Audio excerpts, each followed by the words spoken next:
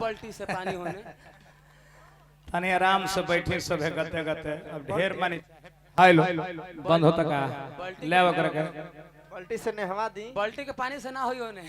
दीपक बाबा जो समय को बर्बाद करता है हाँ उसको समय खुद बर्बाद कर डालता है। हाँ 12 महीने की कीमत एक परीक्षार्थी से पूछे जो अपनी परीक्षा में फेल कर गए हैं। हाँ 9 महीने की कीमत एक माँ से पूछे जो 1 माह पूर्व अपने बच्चे को जन्म दे चुकी हो। 7 दिन की कीमत एक पत्रकार से पूछे हेलो हेलो 7 दिन की कीमत एक पत्रकार से पूछे जो साप्ताहिक पत्रिका लिखता हो। 1 दिन की कीमत एक मजदूर से पूछे जो 8 घंटा मजदूरी करता हो। 1 घंटे की कीमत एक प्रेमी और प्रेमिका से पूछे जो प्रेमिका के इंतजार करके बैठा हो। 1 मिनट की कीमत एक यात्री से पूछे जो टिकट कटा के प्लेटफॉर्म धरने के पहले राजधानी खुल चुकी। उनसे 1 मिनट की कीमत पूछ ले। 1 सेकंड की कीमत एक्सीडेंट होने वाले से पूछ ले। और 1 पलके की कीमत एक धावक से पूछे जिनका स्वर्ण पदक मिलना था और कांस्य पदक मिला। 1 घंटा 17 मिनट आई राजा ढोलन मऊ कहले बड़ो रहतर व्यवस्था टार देता नहीं। हम तो ना चाहत रहने दीपक बाबा ना इनकर जवार हो हम कुछ बोलो तो लोग बिहान से इनका घूमे ना दे के हो मगध क्षेत्र के सुदर्शन आई बड़ी हिंचाल करके तोरा चल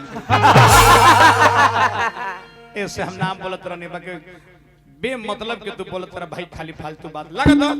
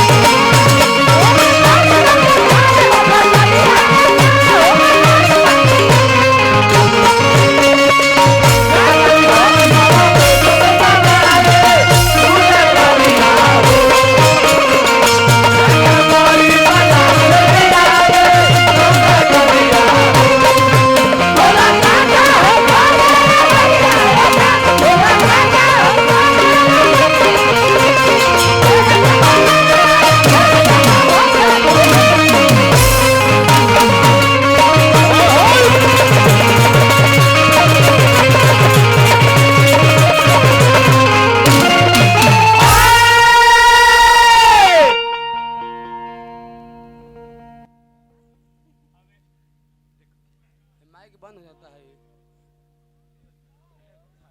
माइक हाय तने के बढ़ा दे हाय बढ़ाइए करे कहता हाय हां तीसरा चरण के प्रोग्राम बैठे जी कमलवास के वर्दली साहब बैठा अभी अभी सुंदर प्रोग्राम सुननी है। ना प्रसंग कुछ बुझाई लोखी ना का गावत नहीं नहीं कर गीत बुझाई लोखी ना हमरा कहता रे तू विषय वस्तु ना गौल ना हम तो यही दर्शौनी बाबा दीपक बाबा की काली जी के पूजा करी चाहे भगवान के पूजा करी सच्चा दिल से करी। अगर भगवान से छल करम तो पाँव ना जाए तो हम तो शिक्षा प्रदत्त गीत गौनी है कि काली जी के पूजा करी चाहे केहू के करी ईमानदारी से करी दिल ठीक होके